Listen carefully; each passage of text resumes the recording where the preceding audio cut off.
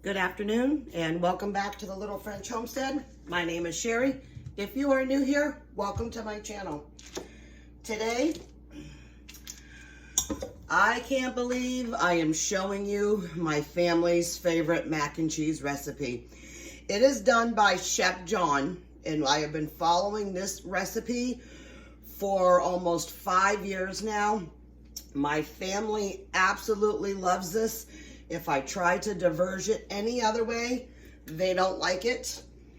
I've also brought this in to my work, and I've had people go absolutely crazy over this. So I am taking it upon myself today to show you this wonderful recipe that I found about 6, maybe 7 years now. And I wasn't doing it as often as I thought. And when my family was like, oh, you need to stick to this particular recipe, I was sold. I was like, you got it. So there are times where I actually do like double or triple the recipe, and I save some for then another time. I will be doing a big batch meal prep, and I'll be sticking a lot of this stuff in the freezer, and I usually do 2 of these. Now I do cook them both before I put them in the freezer, just so they can settle. But normally you wouldn't go, some people don't want to do that, and that's fine. But normally I would go ahead and set this in here. So I am melting now a 1/4 stick of butter. Excuse me, I'm sorry. It is a 1/4 stick if you're just following the recipe. However, I'm doubling this. So I got a 1/2 stick of butter in here. And you want to get the butter till it's a nice pale yellow. It's a little hard to see right now, but let me go ahead and show you. All right, you see how that's a nice, beautiful yellow coming in? And a few more, you want to go ahead and then add the 1/2 cup of flour. Look at that. That's beautiful. And you're going to start off by making a roux. So we're going to go ahead and add that in.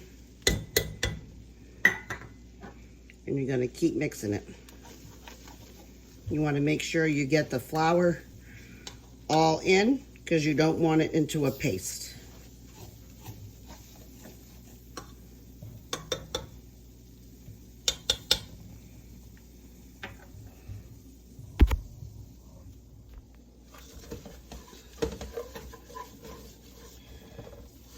I usually like turning it and mixing it.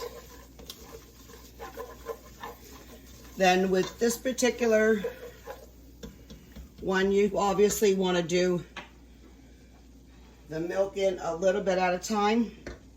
The recipe does call for it. It says usually about 1 cup in at a time. You want to slowly incorporate this. You want to make sure that you get all of the flour mixed in, because when you go to eat this later on, you certainly do not want lumps of flour. And you see how that's starting to bubble up a little bit? Now we can go ahead and add a little bit more. Now for those of you going to ask, I do have a bigger whisk, but this one here is protected with a coating. My other whisk that is much longer is metal, so I don't want it scraping my pans. I usually use that metal one if I'm baking and I have any kind of my casserole. I mean, not casserole, my glass dishes. You see how you're just incorporating all that. And then you just want to add a little bit more.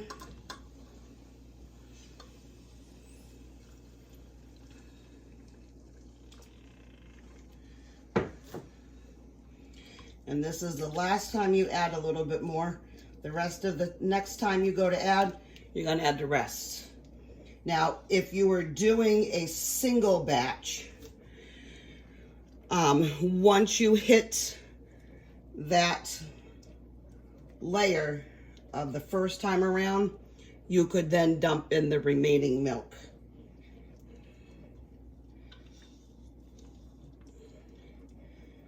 Then to the ingredients, before I finish adding the rest of the milk, I am going to be adding a half a teaspoon of thyme, black pepper, and cayenne.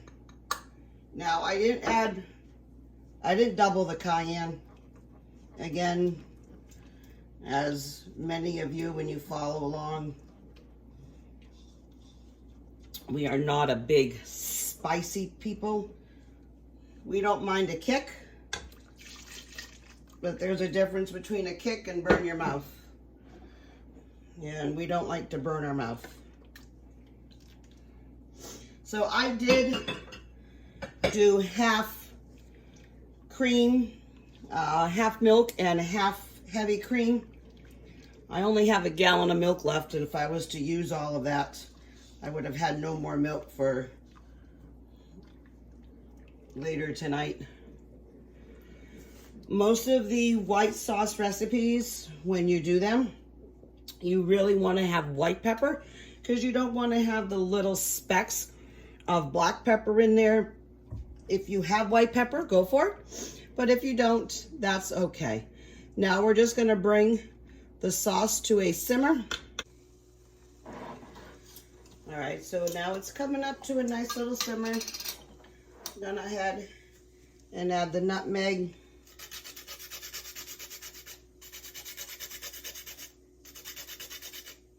There we go. That is perfect. And it asks for Worcestershire sauce. It's asking for a quarter, but because I am doubling it, I'm just bringing it up to about a half a teaspoon. You want to mix all of this in there.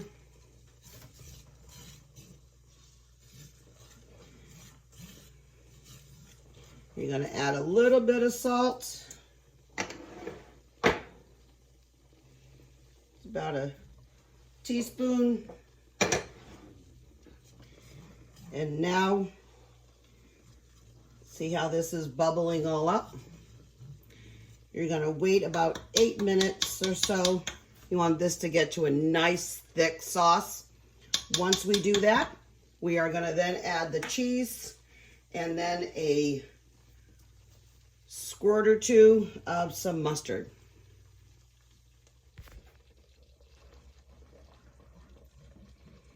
All right, so you see how now this has become nice and thick.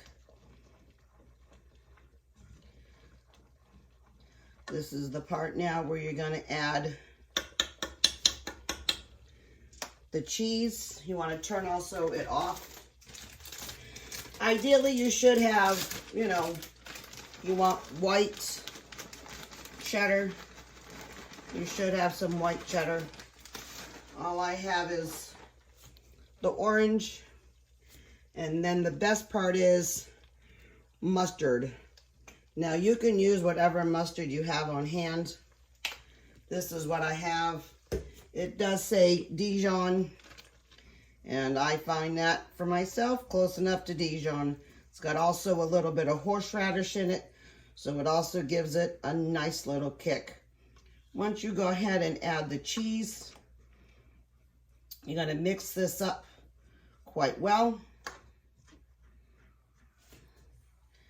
Look at that. That is gorgeous. Now I already pre-cooked my noodles over here on the side. And I'm just going to go ahead and add this to my noodles.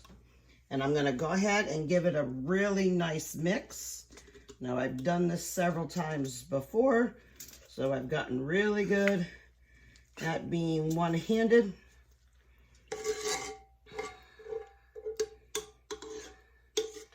Now I'm going to stop it right there for a second as I give this a really good mix.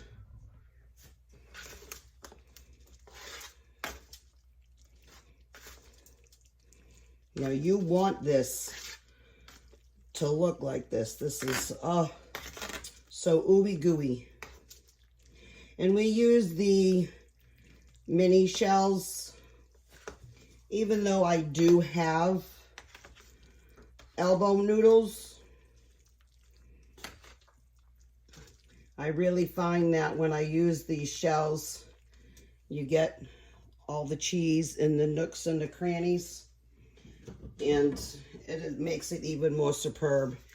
So now I'm just going to scrape down to the bottom and remain all that ooey gooiness.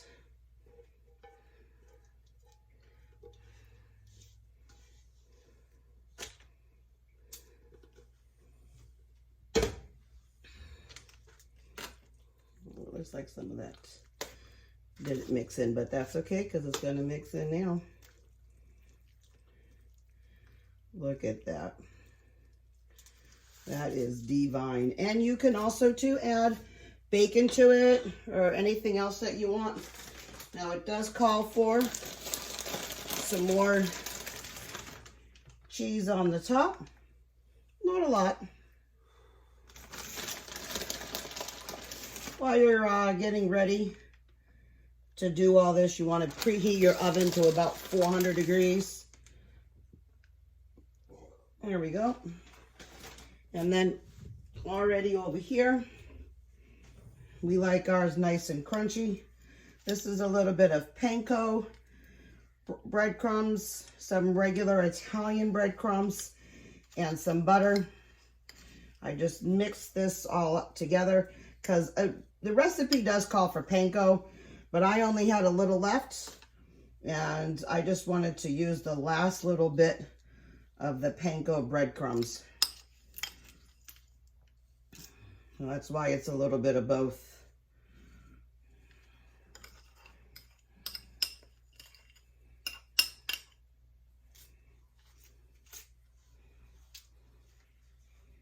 All right, so we're going to stick this in the oven, and it's going to stick in the oven for about, let me read the directions again, for about 20 minutes.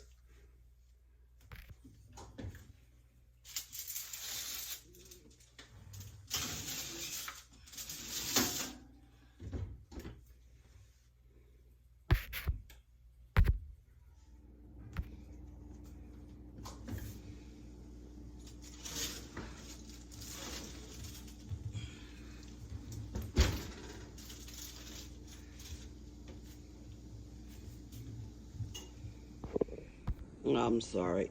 Look at that. That is absolutely gorgeous. Can't wait to cut into it. All right, so look how golden, brown, and delicious this looks. I can't wait to cut into it. It has cooled off now for a few minutes. Look at that.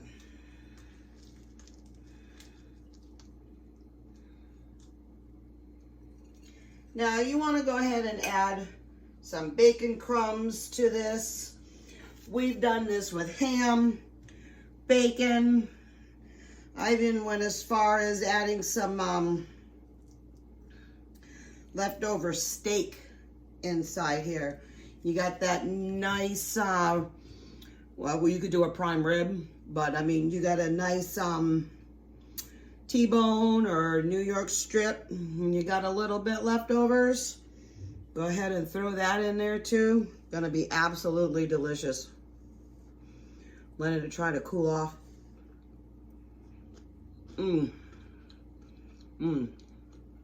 That is so good. Every time I make this pan will not last tonight, believe it or not. My husband's gonna take some to work, and even though we are gonna have it with some salad and a side of veggies on the side, this will not last. If it does, I will be supremely surprised, because it doesn't last. And this is why anytime I make it, it goes.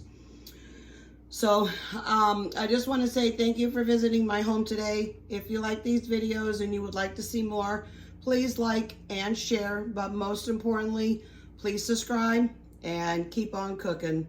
Bye.